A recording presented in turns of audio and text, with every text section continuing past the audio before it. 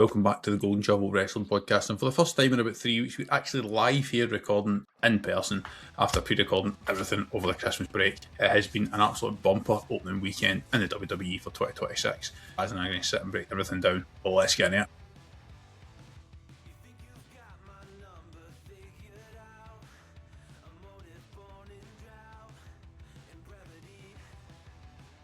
Daz, welcome back. It's been a while. Feels like it's been a long time. Well, I mean, haven't seen you since last year.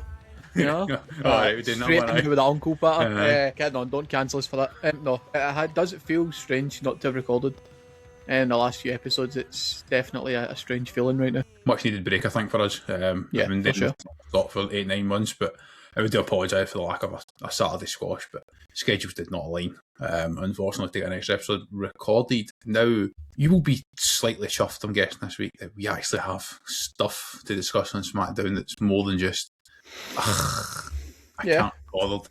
I'm going to open with a legend. I'm going to open with a quick segment on Randy Orton, because I think it's fair to say that he's probably now a part-timer. Oh, for sure. Based on obviously the long layoff of injury since he's returned in 2023, how often he's really been appearing. I mean, are we really getting a Randy Orton Miz feud in 2026? I don't think so. I mean, I hope not. No, do you know something? I think it would do a lot more for me with the Miz than it would for Randy. I've said for a while that I miss having the Miz on my TV. He's guaranteed good TV when you get him. I think it's kind of similar to, and I hope it works out the same way it worked for the other two that we'll talk about when we get to Raw. I think this is very much a keep you busy until we've got space for you in the next one, and I think we've already dropped a hint as to where he's headed post 3 stages of hell. Don't get me wrong, the Miz KO bit, I'm like, you know what, see for a short month or two, I'd been that as a tag team, think it'd be fun, and it would be different to what we've done before. We've seen them in the ring together before, it's nothing new, it's not something we need, but you're right, I think he's keeping both of them busy. Never complain when I see Miz on TV, because he is arguably the most professional wrestler there's ever been in terms of everything he went through and just earning the right for his achievements. He's never had, and he is brilliant. He's great at what he does, and he always has been. But it was good to see Randy back on TV. Good pop. I think we should talk as we move through the show a little bit, because I think the crowd on Friday were excellent. I thought the crowd on Monday were awful. Yes.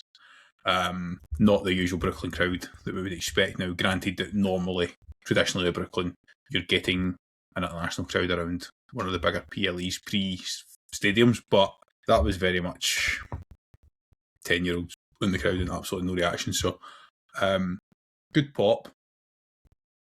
And I'm going to skip the next bit on the agenda at the moment because it is the women's tag team match for Friday night, which very good match, but ultimately it was only going to go one way because you had to have your challengers look strong for last night, and we have a hell of a segment on the women's division for Raw planned.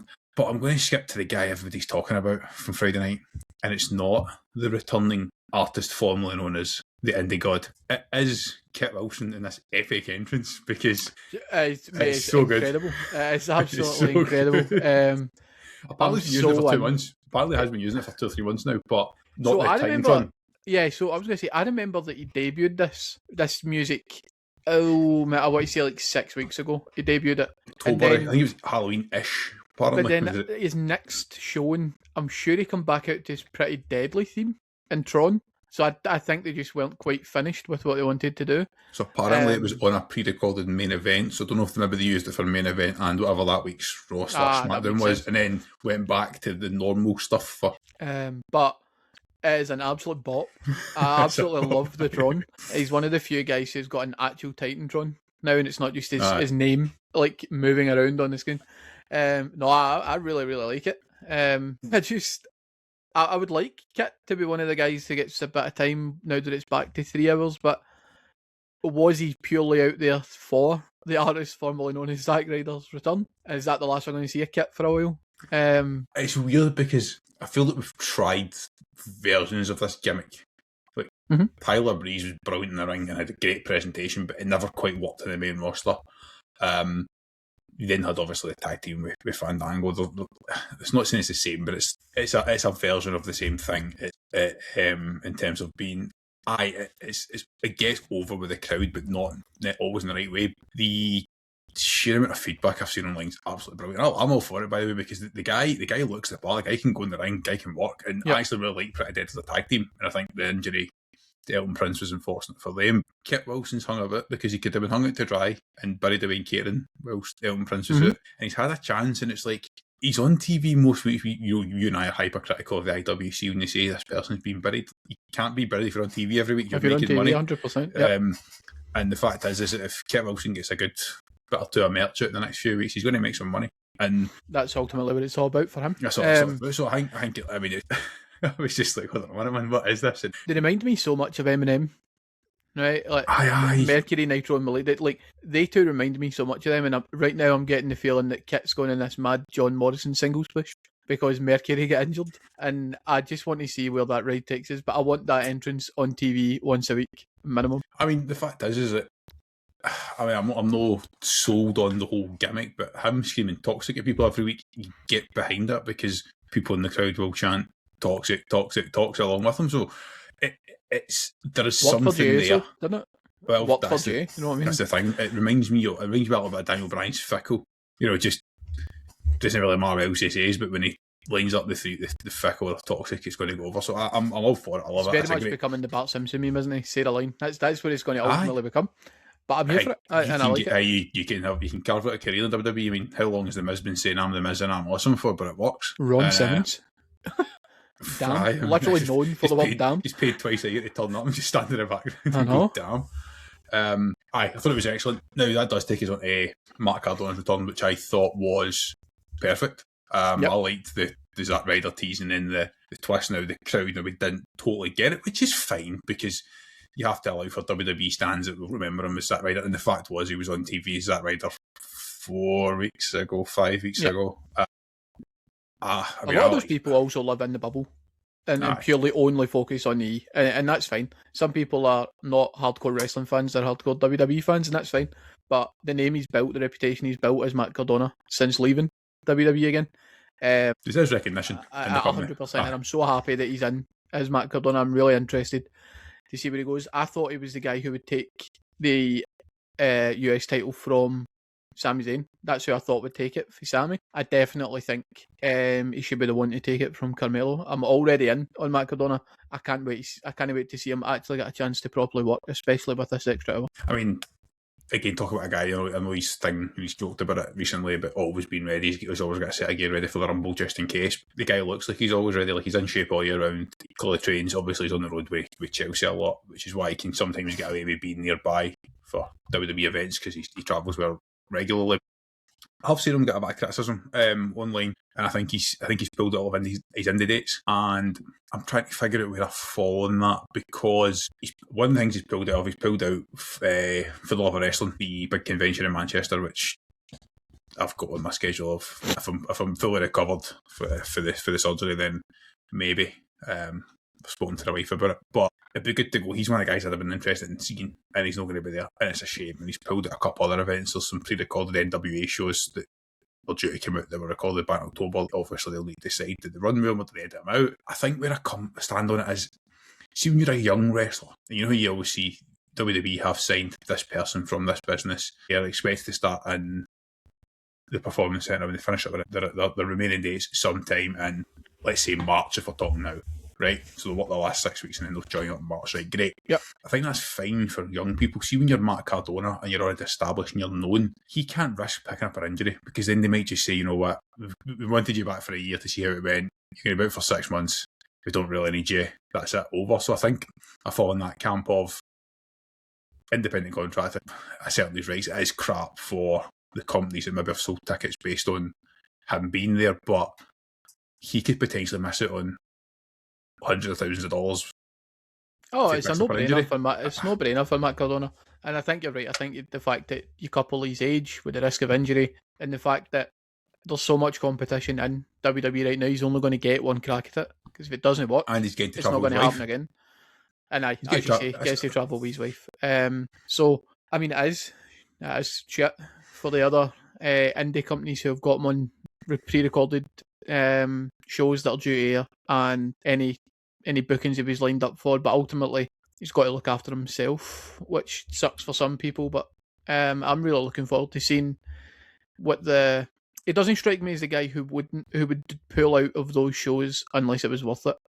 Is the vibe I get, because he definitely respects the profession, but he also does not hide the fact that he's all about money, and I've got a lot of time for that. So I don't hate the fact he's not a bullshitter when it comes to that. He's I mean, you've seen the Kevin Owens interview. I'd love to see Kevin Owens' reaction. He was the indie god, but he always talked about going back to WWE, and I think it's a good time for him. I think he has sufficiently separated himself from what Zack Ryder was, which was a good wrestler, but ultimately was never the guy, to Matt Cardona, who's, I don't think he's ever going to be a full-time main eventer, but he's certainly... He's a better LA Knight than LA Knight. He's mid-card plus. Well, that's the thing. I mean, it's a very similar type of character. They look alike as well, which is jarring. It's, speaking of the US title, Sami Zayn's back and doing fuck all. Yay! And then we'll move into Melo and Gargano. I'm not wasting time on Sami Zayn. That was just fucking nonsense, to be honest. Don't disagree. I hope it works out with Trick Williams, but it's not going to do anything. The only thing I really want to talk about is Trick getting that reaction is actually very, very good, considering he's one of the guys that when they make the step up, I wasn't sure if the crowd would be all that into him. That crowd loved him, but Friday night's crowd were very good. So my big concern is, as you say, with Trick was when he first started appearing on SmackDown a couple of years ago, he was getting that reaction. The fact that he's been kind of in this purgatory of the ceiling of NXT, not quite the main roster for a couple of years, I was worried the same, that the crowd would be like, okay, yeah, but you need to convince us again that you're actually worthwhile the time and effort. They did not, and it was whoop that Trick. I think that is the final nail on Sami Zayn's Royal Rumble push, surely. I think although the chat is it's going to be Sami versus Cody for the title in Saudi. He's not going to win it. Let's be serious. But yeah, I mean, good toilet break match, I suppose. That'd be the most intense hate watch of my life, by the way. Those two fighting for the big one. Yeah. So we got Mel versus Gargano, and I'm confused because we were obviously building towards an Ilya Ciampa feud. Now, the rumour seems to be that Ciampa's letting his contract expire. Again, we don't know how true that is, and you never totally know. Maybe he's just taking some time off. This was actually a banger of a match. Very, very NXT black and gold takeover-esque. Yep. Again, helped by a good crowd that were into it. I think Gargano's back to the kind of heel theme works well for him on the main roster.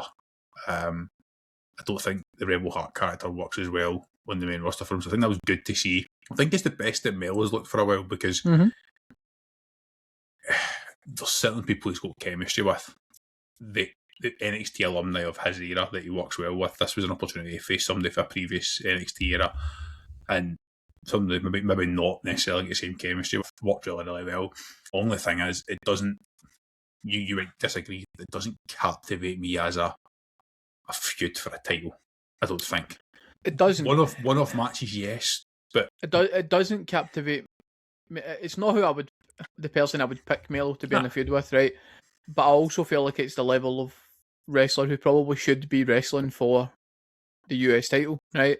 We are definitely getting a feud on this. They've interacted on the artist formerly known as Twitter, suggesting that they run it back. And Melo put in a very nice tease of leave your wife in the back or I'll have to make a call, which suggests to me that it might be Kalani Jordan, which would be really cool.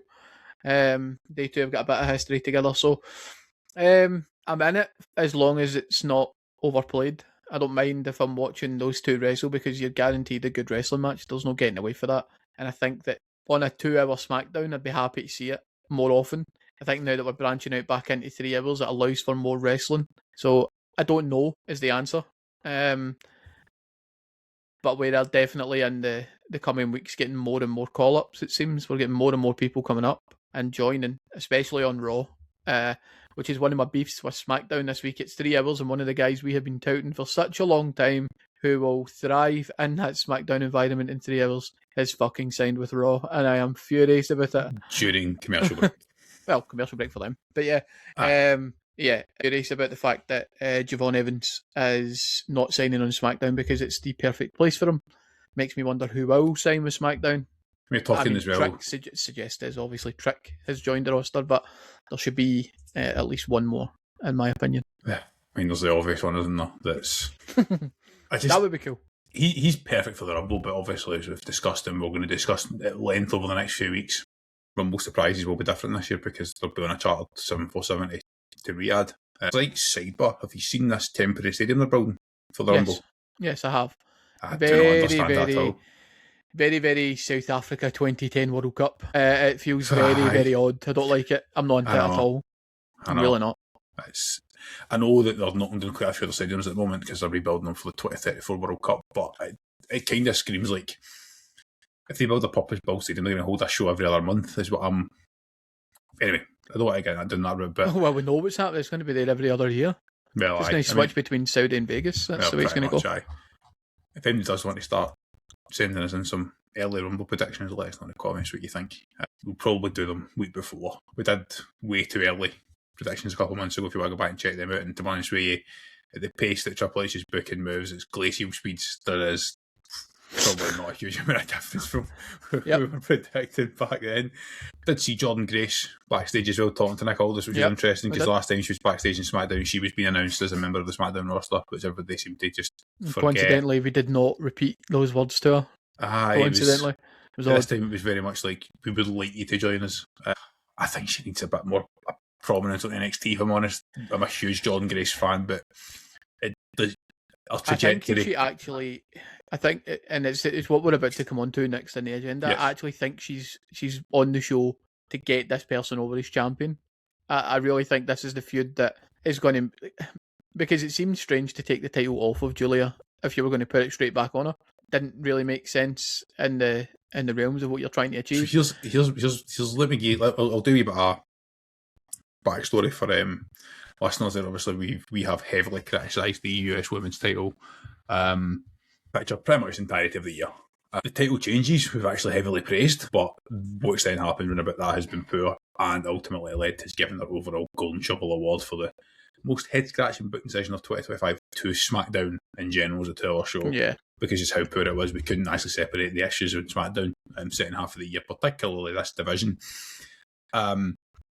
Chelsea Green was a massive high point. Now, I think the injury to Piper Niven derailed a little bit because there was a potential for a really strong, interesting stable there that's maybe been delayed or pulled back on a little bit. And our work with Ethan Page on NXT stuff has been absolutely phenomenal. Really, really good. We are huge Chelsea Green fans and we think she should be in the world title picture. And ultimately, we believe that the WWE Unreal series from last year has basically killed any idea of her getting potential pushes because she's obviously pitched winning Money in the Bank and then been the first woman not to win the cash in. And the pitch her to win the Rumble by default, we think it's fucking brilliant. Like, it's absolutely genius. You could even have her lose the right to WrestleMania in a match, but she would run with that for a number of weeks and be must-see TV. Again, somebody else who gets the business is all about making money. She says, I don't care what I'm doing as long as I'm on TV every week. They cannot get rid of me. She's epic. We felt the decision to put the title back on her made a lot of sense because she was in a strong position with it to establish her. The issue I've got is, I think you were holding to there, is it's not the decision to go back to Giulia. Things changed. They didn't go and send Giulia off to have hard-hitting matches with Jordan Grace or Raquel Rodriguez or something like that. The exact same person at the exact same stage. With the same people to feud with and the same manager who doesn't work with her really that well. It's so bargaining chip for Matt Cardona. I do wonder if there's a plan for Chelsea with the Rumble coming up. I think there is. And that's basically what I was coming on to, is that I tipped her to win the Rumble when we did this before. She's been my pick for the Rumble for months. For a long, long time, and I do genuinely believe that she's the right pick this year. There's so much main event talent, or established main event talent. I believe Chelsea Green is a main event talent, but there's so much established main event talent tied up in that tag division that this is the right year to put it to Chelsea Green. Putting the title back on Giulia a couple of weeks out for the Rumble, it's perfect. Gives her a chance to build up towards the Royal Rumble, whether it be as I'm going to win the Royal Rumble, which I don't believe is the right way to go. I believe the underdog work that she did with Jade Cargill is the right way to go. Tell her that you're still the baddest woman in the division and you're still the best that there is to offer. And then get beat down all the way until WrestleMania and take the belt off Jade Cargill. Even if you only hold it to the following Friday night, I don't care. She deserves every single bit of what's coming, hopefully. I hope that the fans are back on side with Giulia. I mean, did we just put the title on Giulia because she got such a good reaction in Saudi last time? I was going to say that. But Is then, that really why? Because but then that means she has to defend it in Saudi against something of a good match. Surely. which can only really be Jordan Grace. and this is what really worries me, right? If you use Jordan Grace on the Friday night, theoretically, well, she could be in the Women's Rumble, but she's not surprised if she comes in the Women's Rumble. But no one is, because they're all going to be on this same jet. That's the thing. Yeah, no, I understand. I understand that. But you're missing one key thing here as well. There's the Saturday night's main event the week before, which I'm not falling for the trap this year. I'm not going to treat it as a real wrestling event, but it does exist. It's not. It's an exhibition this year. It's definitely an exhibition, especially since the GOAT is no longer featuring on them. It's a Sunday morning. I'm not watching it live anymore. If I'm up, I'll watch it. I know. But yeah, I don't really. I'm not into it. But I'm intrigued by this because I've said it many times. We need a bit of hot potato with a title on both shows. If it's going to be the women's US title, then fine, let it be the women's US title. But hot potato it to people who you enjoy whilst they have the title. So Chelsea Green was great. Giulia should have been great. Giulia wasn't great. She dropped the title and it was the right time. Hot potatoed it back onto her without her building any momentum to taking it back.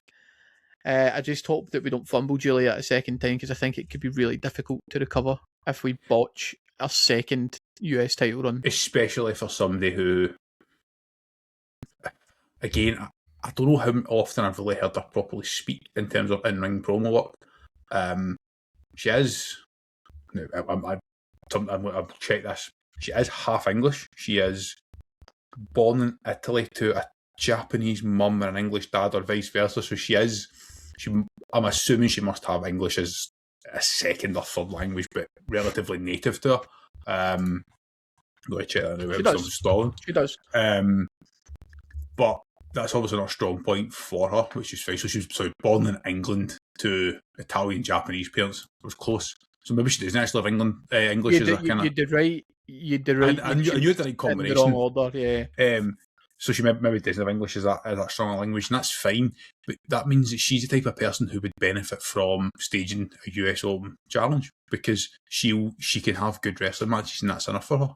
Whereas I think you've got the proven recipe though on Raw with Steph Faker. That's the proven winning recipe, is that just put a bit of time in off screen with her to get the English up to a point where, because she is as good, if not better, than Steph Faker in the ring in terms of like pure wrestling. So different style, but yeah, it's really, if you can I like that. I like that. Her match purest wrestling. Yeah, it's pure her match wrestling. with Jordan Grace in NXT was brilliant. That's why I hope to see him in the main roster. But with you, I want a story that paints a picture not only of where they came from, but where they're going. I don't want it just to be Jordan Grace versus Giulia one-off on a Friday night before the Rumble. She might be one of these people though that it's a bit like Brock Lesnar, that we don't give them the mic for so long and so long, but in actual fact they're brilliant on the mic. They just don't use it. So she actually might be fine. But she has to deliver in the ring, which, as per the annual Golden Shovel Award, SmackDown Women's Division booking has let a lot of them down. Oh, 100%. 100%. So I'm hoping that that's going to pick up for her, but it takes Chelsea Green out the US title picture, hopefully, for the time being, and I can hang everything I have on that Chelsea Green Royal Rumble win. See if she comes out at number 30, I'm convinced they're booking the Unreal ending. I'm convinced that's how they book it. If she is number 30 in that Women's Rumble, they will book the ending they told us on TV. For sure. I mean, Jinky was one of the ones where they leaked it. Everybody was like, that would be great. That would be great. 100%. It might be quite clever, but yeah. Do we have to talk about the next match? I don't know, because I don't like it. The last thing, again, peeking behind the curtain, we do a lot of prep for this in Discord over the course of Monday, Tuesday. So normally on a Monday morning, I'll stick in, here's how I see the pod pre-Raw. So the big talking points of SmackDown, whatever we're going to discuss for Saturday squash, anything else that's maybe PLE space, and then we tweak it on Tuesday morning after Raw. Sometimes it's reading the notes before I have the chance to watch it. And I've just put ambulance match yawn here. And the reason I've done that is because the last thing Dad said to me before we started here, we had a quick pre-production type meeting conversation, was Dad said, I've watched Raw live and I can't remember it. I do not remember what happens in this match. And I've watched it twice. Not a lot. I mean, watch it looks like a lot is happening, but it's a lot of not a lot. Do you know the issue I have with this? And I'm not going to get on my soapbox about no DQ and unsanctioned matches and You stuff can't again. soapbox in the first pod of the year. Oh, believe me, I You can. can't soapbox in the first pod of the year. An ambulance match is a last man standing match, right? But with an extra gimmick, right? That's all it is to keep You what can't it get means up, is you need to go in the ambulance. too much of the action takes place at the top of the ramp, which doesn't have good camera angles. It's clunky. The ambulance is also blocking half the audience when we see it. You've got your folk, they've paid their $500 to sit ringside to can't see fuck all. And I'm like, you set your whole production for this bit in the middle to be your show, and it's the show's out there. Now, I know that's being very picky, but it felt like this match could only go one way, and I think it went the way I expected, but I think it's went the wrong way. If it brings this feud to an end, I don't care which way it goes. I'm really not into this at all. I understand the backstage logistics of you have these two guys. Certain promises would have been made in contracts about airtime, blah blah blah. So I get it. You need to find programs for them. I don't get any chemistry from the two of them when they work together. I think that they're very similar in stature and build, but they jar when they wrestle each other. I feel one's big and doesn't really fit with the other because the other one's big but agile. I don't like it, and I really don't want to see them wrestle anymore, if I'm honest. Yeah, please. I mean, that is Saturday night main event all over it. To be honest, it's definitely going on that card for sure. The only thing that might help us save us is the fact that, and we did discuss this at length in our things we want to see brought back. You talked about the 3 stages of hell match, which we're going to have a quick 2 minutes right at the very end of this podcast on, because it's coming this week. And I've talked more about proper feud enders. Talking about Roman Reigns versus Seth Rollins needs to be 3 stages of hell or a Hell in a Cell, or there is no doubt who wins that match. They don't interact for a couple of years on TV. They go their separate ways. This is a feud ender of a match. Yep. I'm hoping that's it. My worry is if you said that they do one more anyway, because they've done that a few times in the last couple of years. We're like, the feud's over. Okay, let's just have one more match. Especially with one of the members. Yeah. Yep. Do you know what I mean? They just can't end it with Priest. So this is the thing. So Damien Priest has been paid as a main eventer, and he's just not. It's like easy money. Because you've seen his podcast with Cody and he talks about him. He got his first class flights and all that booked and paid for as part of his last contract negotiation. So to be fair play to him, right, it's good money if you get it. But I think I'll be thinking of WWE looking at my main event picture, looking at my up and coming stars and going, okay, he's a safe pair of hands at certain times. I actually liked him as world champion as well. I didn't actually dislike his world title run. Ever since the feud with Drew ended, she had chemistry with Drew. Again, 2 big guys. But they bumped the arse with it. But they went so far down the road. Yeah, they went one too far. But I don't know what it is. I don't know if it's just the extra hour gives them better pacing and just allows the show to breathe a bit more. I hope. I mean, it could, but I don't. This is something I want. Right, I want to. This is quite nostalgic. Is that I'm fine with these two being in a feud together, right? But let's have them not wrestle each other. Let's have them wrestle other people in the build up to this feud coming to an end. So if that means that 1 week Damien Priest wrestles The Miz, just plucking names that we've already mentioned today, or Kit Wilson or something like that, they wrestle each other, you put on a good wrestling match and there's some sort of interference from Aleister Black or Zelina Vega, or there's something they don't even need to be there themselves, something happens in the match that catches them out and ultimately Priest still wins. I think that's better than watching these two wrestle every opportunity they get to wrestle each other. It's a bit like they used to do it, and it caught me by surprise the first few times they did it, and then realised how often they did it. Put your 2 main event feuders in a tag team and let them win the tag team titles. Like, they did that quite a lot. It buys you 3 or 4 weeks. But it's good. It's something It's a little bit different from watching dog shit ambulance matches on Friday nights. I would much rather watch them in an awkward position together as a team than watch that ambulance match. 3 stages of hell. I've been canvassing to bring that back for a long time, so they're going to absolutely fumble it. I can tell already. When you say you're in 3 stages of hell on your first match is a normal wrestling match, you don't do a lot for yourself. Do you want to have a quick 5 minutes on it just now, or do you want to save it to the very end? We'll save it to the very end. Match. Okay. We'll save it to the very end. I'm interested to hear from people, right? Just as we hit the midpoint of this podcast. The Royal Rumble at the end of the month, obviously. It's a great time for us as UK wrestling fans because this Friday, Monday, we have shows in Germany, which means 7 p.m. starts, which means we can enjoy the shows live on Netflix, VPN for it's in the US, obviously.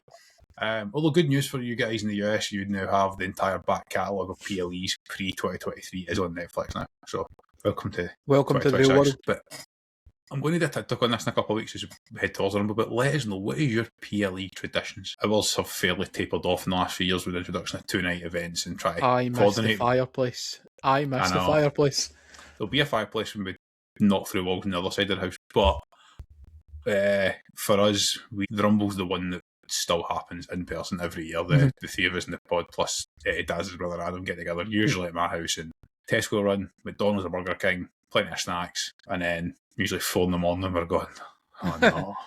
Fifth monster is regurgitating. The move to Saturdays helped us. The fact that we've got a nice early start here with the Saudi show this year will be good. Unfortunately, Mania's just too difficult, I think, now with the midnight starts and the back-to-back nights. But let us know what your PLE traditions are, how you like to sit and enjoy them. It's probably the last. This is the last tie to my childhood. Is probably after this man retired. Oh God, clutching at straws. The Rumble in person. I think when they make the Rumble a 2-night event, I'll probably disassociate myself from WWE. when we do record the squash this week, I have a hell of a bold prediction / hot take that involves that. See if the Friday night show in Saudi they do the Women's Rumble, I'm going to crash out. It's not that. What all I'm going to say is it's a prediction that something will be announced this year, but it actually be next year. The announcement will come this year. In my head, it makes sense, but it's extremely bold. So yeah, if you want to figure out what absolute nonsense I'm cooking up in my head, join us on Saturday morning for that. But over at Raw, and I'm going to throw this in as a big opening doodah. Well, two things. Number one is I don't watch Stranger Things. I've never watched it. But I get the gist, right? I just don't watch a lot of TV. It made no sense to me last night because the show's already done, so I do buy into the whole aspect of there has to be something else. But then I think they're just trying to mug the fans off, to be honest. I think they did this on purpose. It made no sense. There was no real tie-in. It was just a bit awkward and weird. But I digress. The Raw Women's Division, get 2 points to go in this. So obviously, I was going to throw out all my thoughts, Daz, and you can pick your way through them and we can try and make some sense at the end here. The tag match was very, very good wrestling tag team match. Probably the best pop of the night in terms of the crowd all the time when that match ended. But what I will say is they've got the booking in this division absolutely spot on because people aren't annoyed with Rhea and IYO hogging the limelight. They're not annoyed with Charlotte and Alexa. They have enjoyed their work. They're away from the titles. They've been kept strong so that if they had to jump back into a world title picture, short notice to prop up a division, there is no build-up. They are there on TV every week. They look amazing. Asuka's look great. Kairi Sane's look good. When the Judgment Day have popped in and out, they've looked good. Lash Legends now looking strong on the main roster as part of that, in the periphery of that picture. So they're using that division as well as any mid-card division in the product or in the business at the moment. Good to see Liv back on TV. But after crowning Lyra a breakout star, I just think they just don't fuck this up. She's better than losing every other week on TV. I don't have an issue with her losing to Liv. Losing to Liv's not the issue. No. I think when she loses to Liv and amongst the other losses, it starts to hurt her.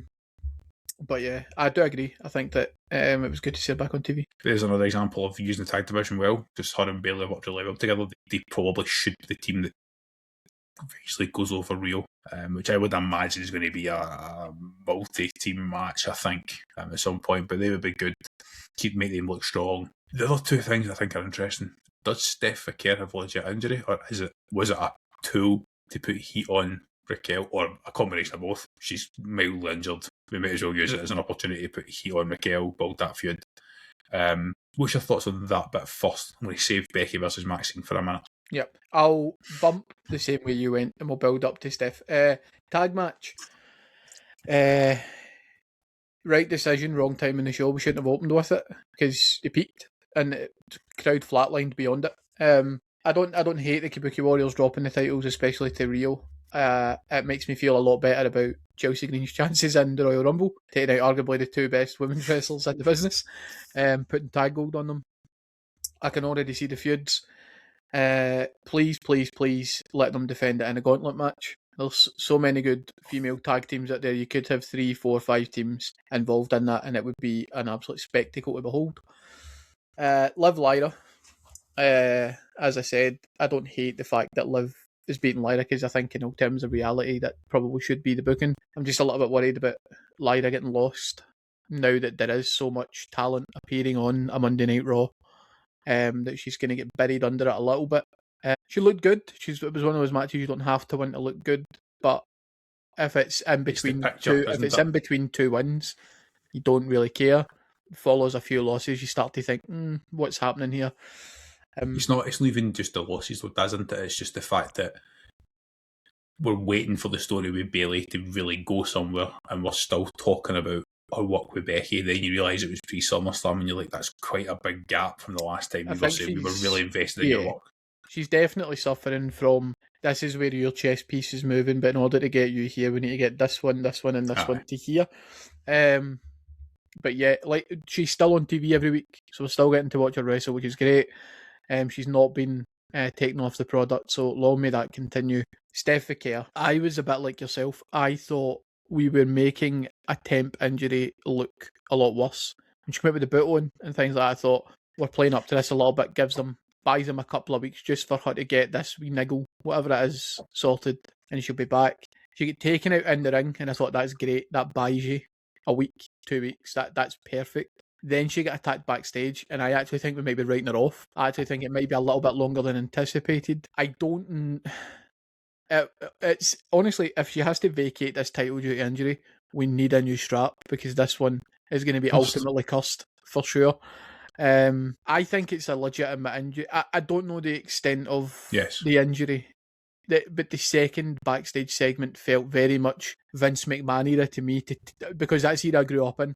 That's the business's way of telling me she's not going to be here for a little while. Here's part one where we make the injury clear to the audience. Here's part two where we take the injury and we take it up a level. And as you say, normally if it's a kayfabe injury, it's part one only. Historically, you get part two. Let's say it's legit, and let's say it results in a vacation. Perfect. I did say at the time, I thought that oh my god, what's her name? Raquel. I thought Raquel should have won the title instead of Steph Vicaire. How do you have Raquel win the title then? So so I think you might say the same thing I'm thinking, but you and I have both been quite strong in that if you're winning your first world title, you have to beat somebody that's established as a champion. Yep. Because otherwise it feels like it's just been given to you. I.e., Vicaire beat, and it was vacated, but she beat IYO, which is as big a win as you can have in the women's division in WWE. I have a perfect way for her to win the title. She should face off with Liv Morgan, and Roxanne Perez should pick sides, and she should land on the side of Raquel Rodriguez. I think that Raquel is a world champion. I could see the moulding of it pre-conversation with Kevin Nash. Since conversation with Kevin Nash, I think most people have seen it. And I think it would be the perfect time to see how she handles the strap. It's the perfect way to break up the Judgment Day once and for all, if we're going to be pushed into putting the strap on someone new. Although, what I will say is, there was a woman absent from wrestling out of all of those matches. Her tag partner lost to Liv Morgan. She wasn't involved. I actually wonder if the safe pair of hands might be Bayley. That's where it's interesting, because I would give Raquel a chance, but I would perhaps have her defend it in a chamber and lose it pre-Mania, because not saying she should lose it, but ultimately they're going to go with a big name, a Bayley, a Liv Morgan, that type of person with a title match. So you're right, maybe they go super safe because of what's happened in the last few months with injuries. I think a way to make Raquel look really strong, get her over as this big power heel monster. If Stephanie Vicaire has to vacate, could they make the Women's Rumble for the world title and have Raquel eliminate people and by picking him up and throwing him out of the ring multiple times? They could. They definitely could have it vacant and on the line in the Women's Rumble. But then Chelsea Green would have to win it, unfortunately. But listen, I don't hate it. I really, really don't. I just think that if they do that, you need to rewrite your entire main event picture for WrestleMania. Because it's not just your Women's World Champion. then potentially who they've got slated is to challenge Jade Cargill. So you might potentially have to rewrite the script for both world titles. You can't. You're not going to have 2 world titles with 2 first timers involved. Really, you're going to have one. You would think one would run an established name, and one would be. I know. One would be because you've got Jade Cargill, who's new. You'd have Chelsea Green, who's new to that level anyway, and Raquel. Even if Raquel's versus somebody established, that's 3/4 of a first timer. So I think it's interesting. I like that idea. It adds a layer to the Rumble. Something we've been critical of in the last couple of years is that the build from now to Mania always feels quite stale. Like I don't particularly like the fact that Triple H comes out in the Monday night, or Pierce or somebody comes on the Monday night and says, "You have to tell me who you want to face now so we can plan for Mania." And I'm like, no, drag it out for a few weeks and have them go on both shows. I do have an alternate angle that I don't think she'll have to vacate this. I think that the women's tag titles are going to become the main event of the women's picture for until she's fit again. Because even if it is in between short term and long term, see if it is like 6-8 weeks, having Rhea and IYO as tag, they could main event. You know what I mean? They are main eventers, so you could have singles matches between Charlotte Flair and Rhea Ripley. Do you know what I mean? And it will feel like a women's world championship match, but it isn't. So I think they can buy some time, because they've already had to take a punt on Steph Vicaire when they did, because Naomi had to vacate. Aye. They were also in a way taking a punt on Naomi being the heel, because it hadn't been done before. So they were taking a punt there and it worked. They took a punt on Steph and it was working. I don't know if you can punt 3 times in a row and expect to return the ball. I honestly don't know if you can. Tell that to the Cleveland Browns. Very true. Very, very true. I mean, if you have Raquel turn up every Monday and go in backstage with Pierce saying, "Why is the title not been vacated? She's out injured. I did this. I deserve it." It can work, and you have her taking on the rest of the division, looking strong, pulling Liv and Roxanne with her. Maybe then they do the split with them and say, "You're not supporting me. You're not helping me. You're blah blah." But you can again. I'm fine. I'm with you. A holding pattern can work, but you can't have Raquel's got momentum. I'm not saying it is Raquel, but whoever it is, don't have everybody waiting about and then say, "Right, now we're going to start pulling the trigger." Like start that. Yep, 100% now. Yep. Even if it's one of the ones where Raquel has to eliminate 6 or 7 people in the Rumble and then takes 3 or 4 main events to put her out, great. She looks strong, keeps her fresh, makes her interesting for the build towards Mania. Sure. The last bit on the women's division I want to talk about is the Becky versus Maxine match. Now, I'll start by saying that I think the decision to flip this back is perfect, because it's the thing that's been missing in the WWE, particularly on the men's side. Like, anybody listening will see we've talked about the women a lot again tonight, because the story's just more compelling than they have been for a long time. The flip, Maxine gets a chance, she gets a pop, looks good, has a defence against Ivan, which was a good match. Now, she's just get married, she's going on honeymoon, taking time off, fine, totally understand that. Flip the title back to Becky, Maxine still looks good. She's not been overexposed, she's not been hung out to dry, she's just like, here's a teaser. We as IWC have said, hey, I enjoyed it, however, there's still 2 or 3 things that we want to see more from her. The WWE have that, they'll know, but they have that feedback from the crowds. She goes away, walks on, it goes back to Dungeon Manai, is on TV every week, and before you know it, she'll be back in that picture again. I think it was a good decision. I think the match itself was a bit iffy. It was awful. And on both parts, actually. I don't think either of them did particularly well. I'm not going to sit here and blame one side or the other.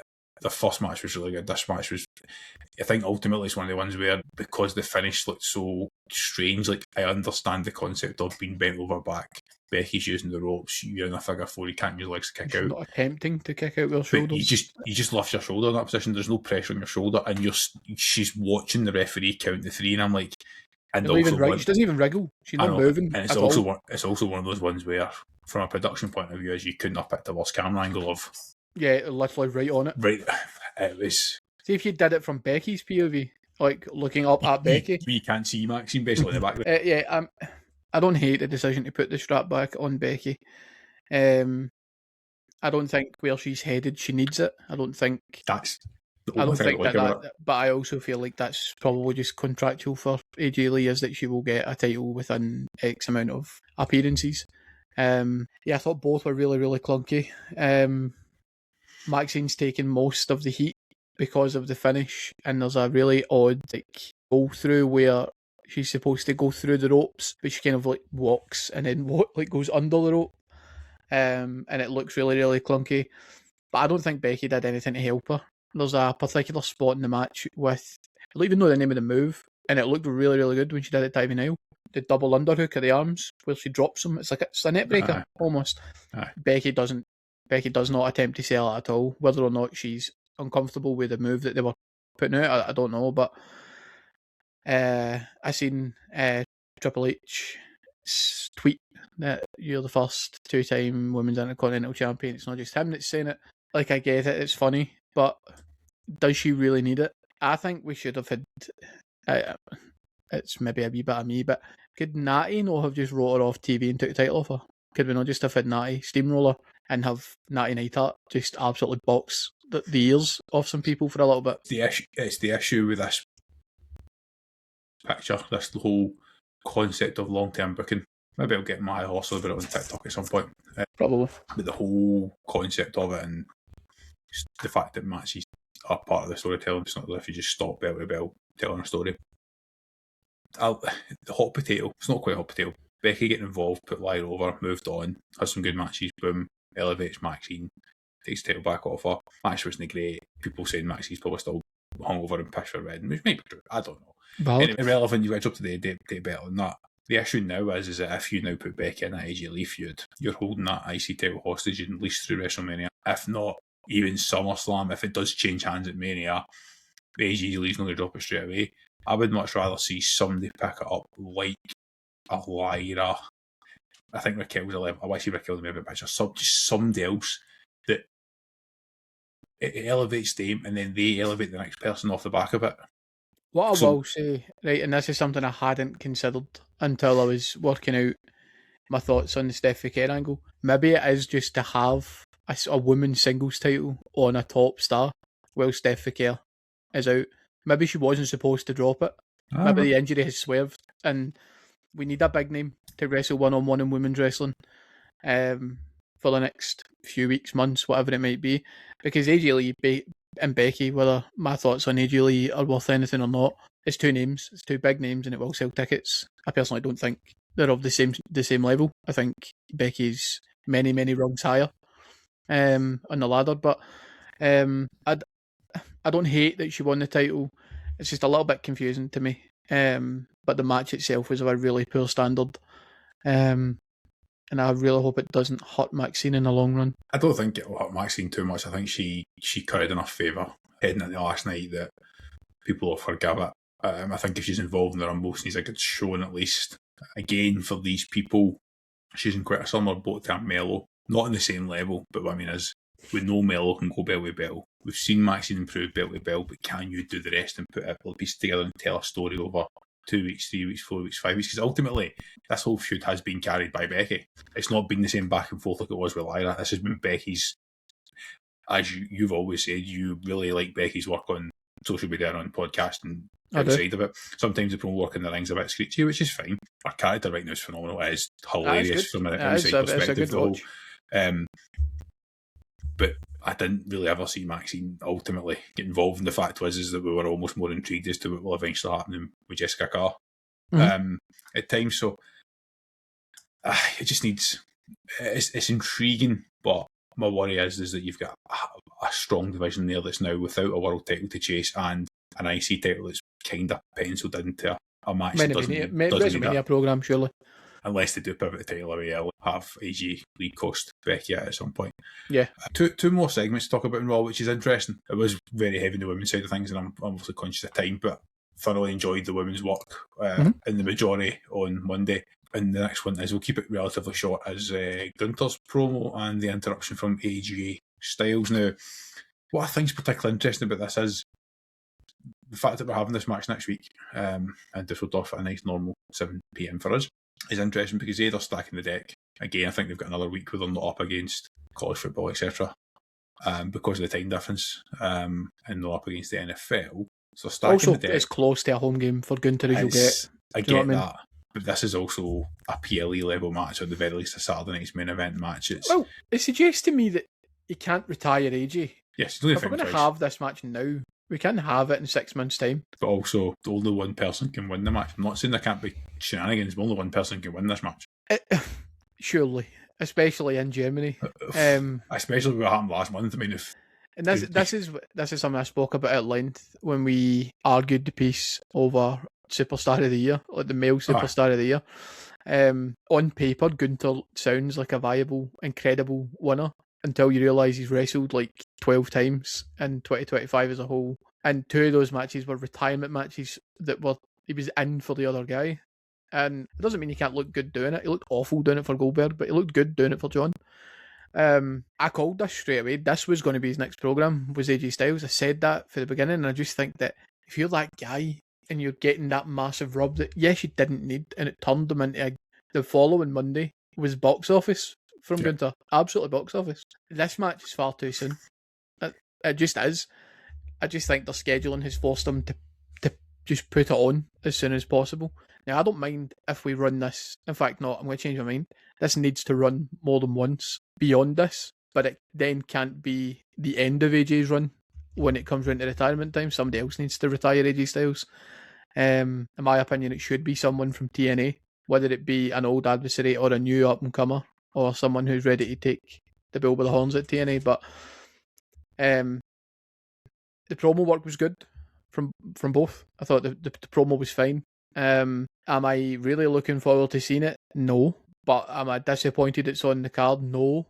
I'm just a little bit in the middle. Like, this would have been great to watch at the Royal Rumble or at Elimination Chamber. You know what I mean? If these guys aren't going to be in the main event picture, like this just would have been good to watch. Yep. But I feel like they're doing it a disservice by putting it on TV. Unless there is a swerve and it ends as a no contest and we do run it back at some point. I can't see past a Gunther win, but what's the point? The problem is if Gunther doesn't win, it has to be for a compelling reason. Not AJ. AJ won't win this match. Well, he can't win it clean, for sure. It would need to be an interference, but you would immediately bury the whole point of having him go over John Cena. This could have been the Mania match because they're two big names that definitely don't have title picture positions really at Mania. And it does feel strange now. Had they done it last night rather than the world title picture, I could have understood. It's like season premiere, it counts the big episode. This is a random Monday in Germany. I don't know. It's interesting. I just find it interesting. I don't know why. I don't hate it, but I also don't love it. I'm just really in the middle with it. It will be a good match. I just don't see the fit. I mean, AJ's original contract was ending in February, we think, and then there was a potential extension to Mania. We don't know when it finally ends, so maybe it's just a case of AJ is only working a few dates, and possibly. That's how they got to do it. And maybe because of the John Cena did wrestling in Paris, AJ's like, no, I want to wrestle in Europe one last time, and it might be as simple as that. Which does take us on nicely to the main event world title picture. I did share on TikTok this morning, and I'll share it here because it's not really going to make Saturday squash anyway when we do record it, but I shared one of my hot takes, goal predictions for the year, and that is the decision not to put the title on Bron Breakker last night means that I don't think we'll see any brand new men's world champions in 2026. I think it will stick with established people. I think you had Bron Breakker, you had the potential for Sami Zayn, you had the potential for LA Knight. I think we've proven with Sami Zayn, this is not going to happen. LA Knight, small opportunity, but unlikely. Bron Breakker was the most ready. I actually enjoyed the match, and I don't disagree with the decision because it was done in a good way. It was done with Bron Breakker's style versus experience of Punk. Like, Bron Breakker running about 100 mile an hour and Punk just outsmarting them. It was between the bells, bell to bell. It was good storytelling. I wish they'd done it without interference. To be honest, that needs to fuck out of me. It was overbooked. It was overbooked a little bit for that perspective, to protect people. Which again, Bron Breakker can lose that match and it doesn't hurt him. If anything, losing it with interference hurts him more than just losing it. I do agree with you. I don't think that anybody needs protection in a title match unless you're planning to squash them. Really, because the whole point is that if CM Punk outsmarts Bron Breakker, that gives you what Bron Breakker has to get better at for the next period of time before he gets his next chance, as he needs to get smarter. Yeah, dealing with guys who've got 20 years on him. There's your story. Whereas now it's like, I don't know, just need to do it inside a Hell in a Cell or a cage so that interference doesn't cost him a match. I don't know. I don't know how I feel about the outcome of this match because I feel like I don't feel like that in this timeline CM Punk should be world champion. I've always felt he deserved to win it at Mania. Aye. That's always been my point on it. Obviously, they've pivoted due to injury, and he's very much a guy for the business now, as opposed to what he was in his first time in the company. So, like, I get putting the strap on him, but for me, he shouldn't. He's world champ 6 months too early. I don't think it's weird. Bron Breakker appears to be the most ready out of the division, but I also don't feel like he's the best. Yes. In the division, I actually think he might. I actually think he might be fourth, if I'm being really, really honest.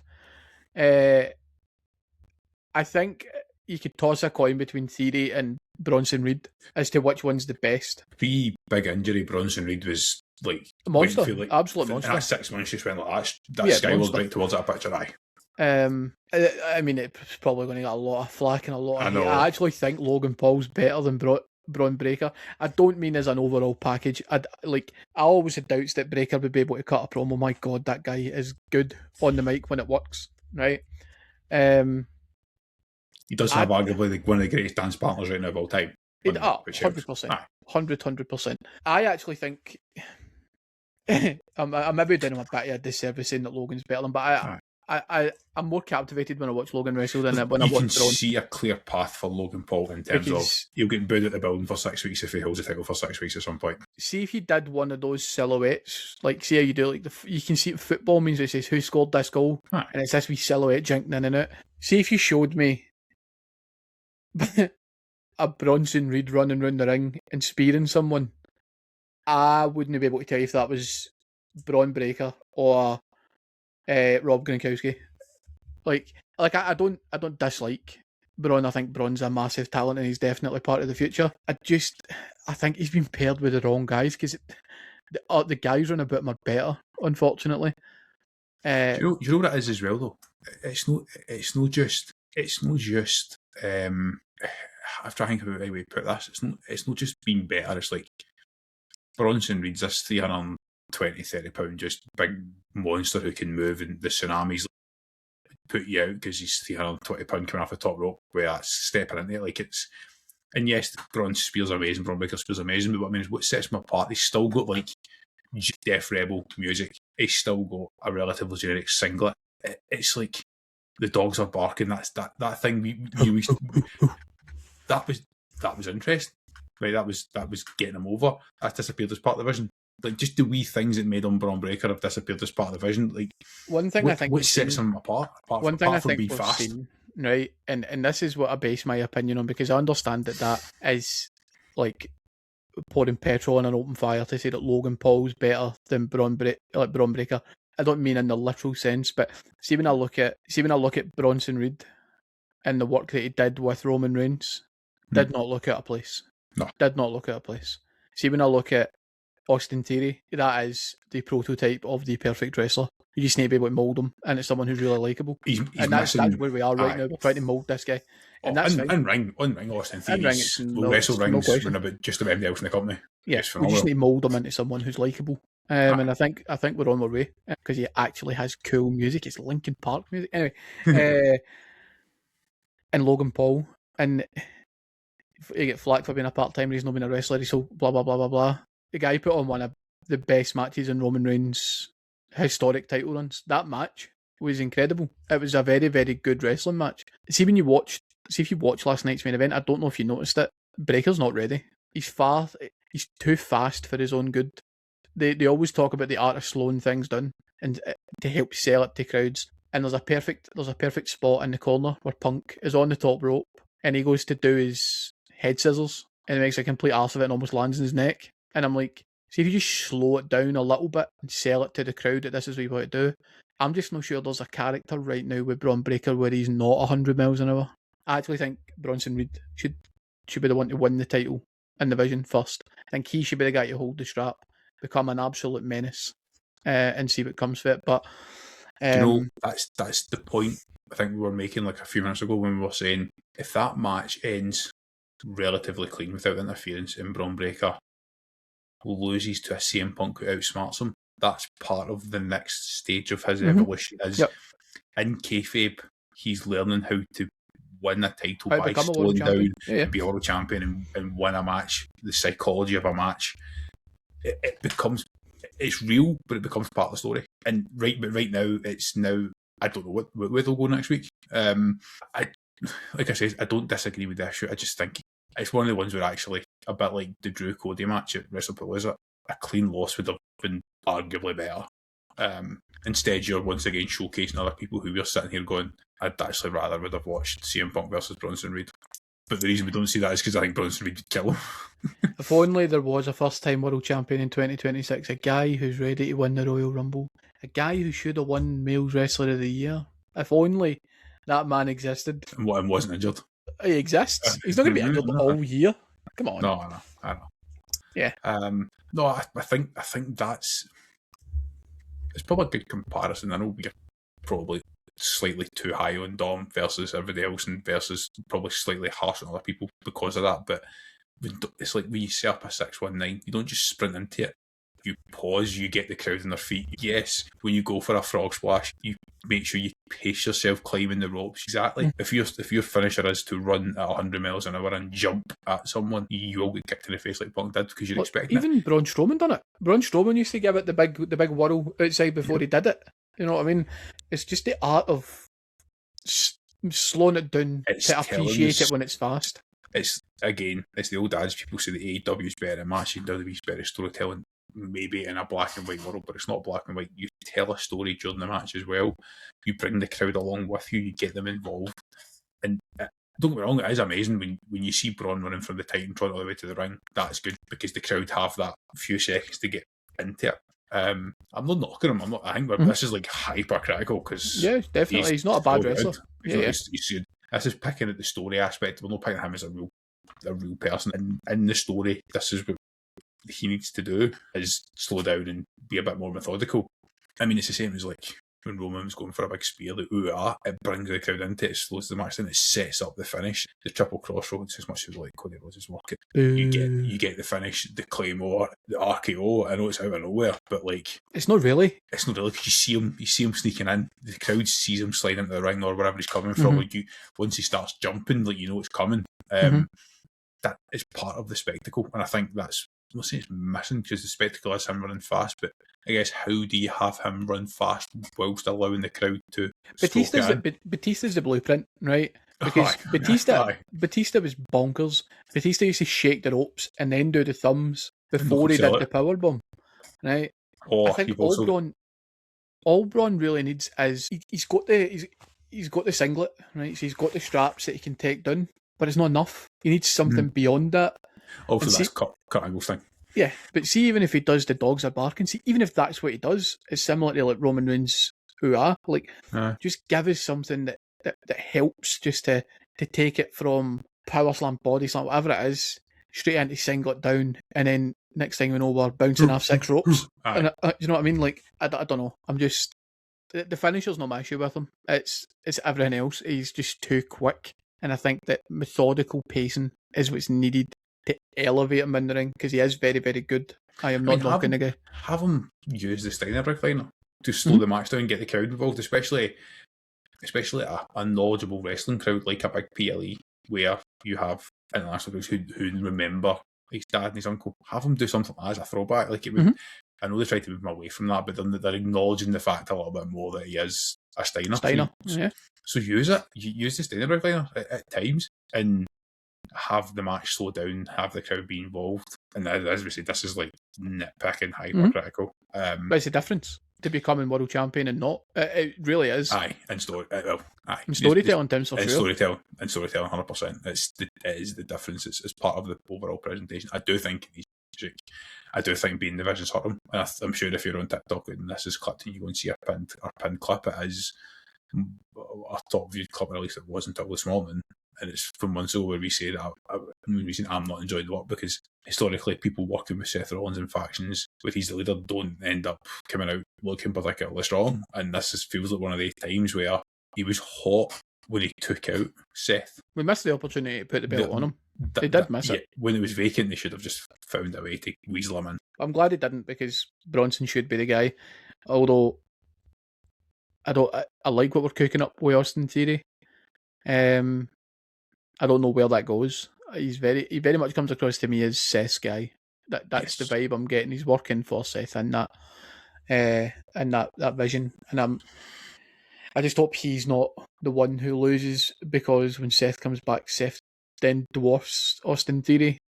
But if they go Sami Zayn, Roman Reigns with that story to the point where he turns on Seth and it's money, then fine. But yeah, I think that the world title match, just going back to the main point to wrap up, is I don't know if I'd have been happy with either outcome, if I'm honest, because I think Braun's definitely a future world champion. There's no getting around that. I think it's too early, but I also think Punk's holding the strap too early, so I'm probably more on the side of just a retention, because that's where we are right now anyway.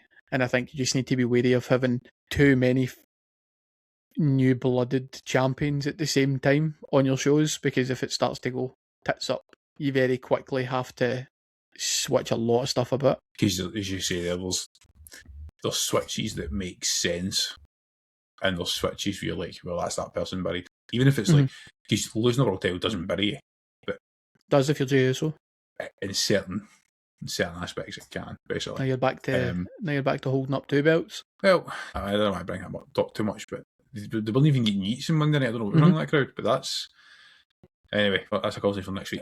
Can't yeet from under the mud. The last bit, 3 stages of hell, is happening Friday night. It's our hometown guys with McIntyre challenging Cody Rhodes in Germany. What do you think? Because obviously a lot of people thinking that they will pull the trigger on Drew, and a lot of people saying it's an opportunity for Drew to get a pinfall victory over Cody Rhodes, but ultimately will lose and not win a title. Drew will win the wrestling match, and that'll be the story. Cody will win the second fall, because I think historically the heel always wins the first fall. The first fall historically. I think he always wins the first fall, and then it's a 2-1 turnaround. I really don't know. Is my honest answer. I'm hoping that, I mean, it's fucking unlikely, but I'm hoping they've heard the pleas from people that it's time. Drew cannot lose to this guy again. And see, if this was Drew versus someone else, I'm probably not as vehemently in Drew's corner as I am, even though I'm a homer.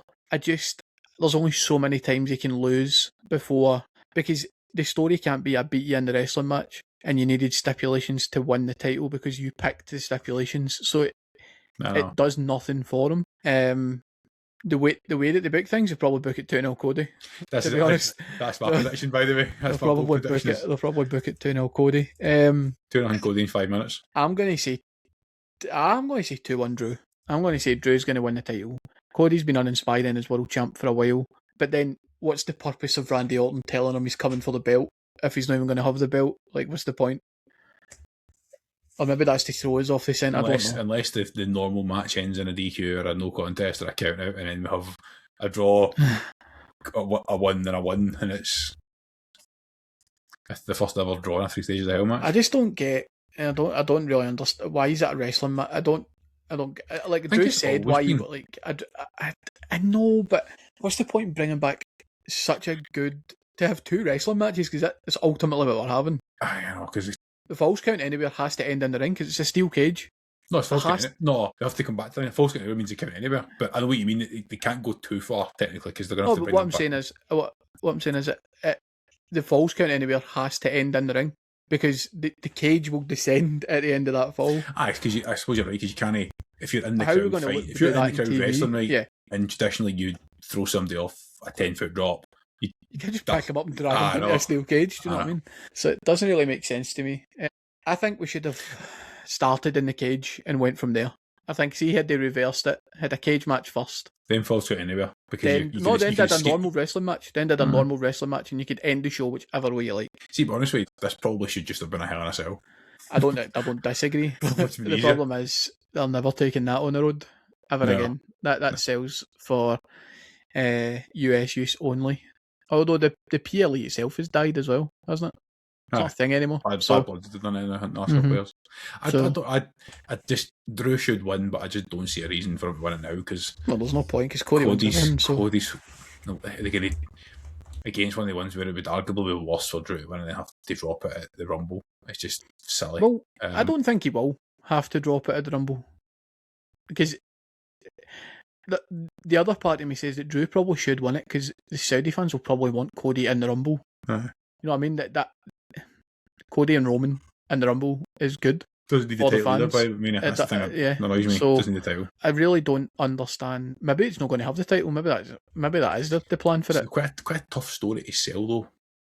They don't have history unless it involves the title. You know what I mean? Well, they're one each at WrestleMania and title fights, aren't they? It's one once. It's a trilogy, almost, isn't it? Which we know who's going to come out on top, unfortunately, because that's the way they book shit nowadays. Yeah, I'm really interested by the 3 stages of hell. Although I'm not going to get my hopes up because they always fucking disappoint me when it comes to Drew and title matches. So I think that, they'll probably pull some bizarre shit that every fall the title changes hands and Drew wins the title if he wins the first fall. And then put it back on Cody. Fuck knows. I don't know. I just hope that he doesn't get made to look like an absolute dick at the end, like he did the last time. Ultimately, the best thing that happened would be for Randy to get involved, cost Cody, which we've been That's calling for perfect. months. And maybe that is the foreshadowing. I'm coming for this, but not to actually hold it. But is Randy going to travel to Germany to interfere? Do you know what I mean? Because he's not going to be on the show otherwise, is he? To be there for, no. Unless he wants to wrestle Kit Wilson, because that music needs to be there. So, Kit Wilson's there because he's on the Kit Wilson's doing meet and greets as well as part of the European tours. It'll be interesting. Yeah, I'm looking forward to it, but we'll see what comes of it. And that's it for the first record on the Golden Shuffle Wrestling Podcast in 2026. I hope you guys enjoyed it. It has certainly been a busy first week back. We will, looking at the time, we'll need to think about how we make sure we keep this podcast back under reasonable time with SmackDown back at 3 hours, but a lot to digest. Once again, the women's division looks to be kicking off strong. The men's division is, I think, ultimately hampered by this whole concept of WrestleMania seems to have been penciled in 6 months ago, and they need to make sure they stick with that. People look strong. Some people let themselves down a little bit in the first week back, and ultimately we've got 3 stages of hell this Friday, and Cody will probably somehow win all 3 stages. Let's just do the third. Let's just do the third one anyway. Even the match is over. We brought the cage with us, so we might as well load it. I mean, that'd be a good thing if you turned up and there's no cage hanging off the ring. It's 2.5. You know what's happening. Yeah. But yeah, for all us in the UK, it is 7 p.m. starts Friday, Monday, which is great. And then we are firmly on the road to the Rumble. Let us know in the comments your PLE traditions and your hot takes for 2026, and we'll walk through them over the next few weeks. Take it easy, guys. We'll see you on Saturday for the squash.